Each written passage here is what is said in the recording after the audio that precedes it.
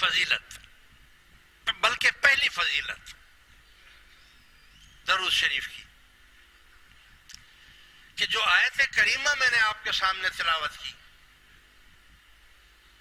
اس میں اللہ تبارک و تعالی نے فرمایا ان اللہ و ملائکتہ یصلون علی النبی،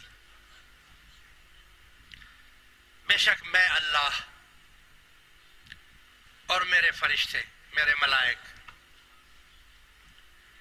درود بھیجتے ہیں نبی پر۔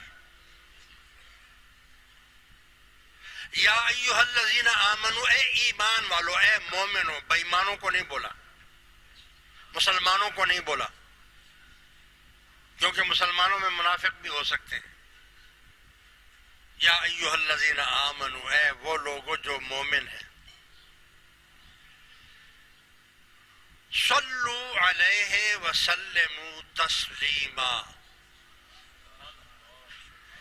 تم بھی میرے نبی پر درود اور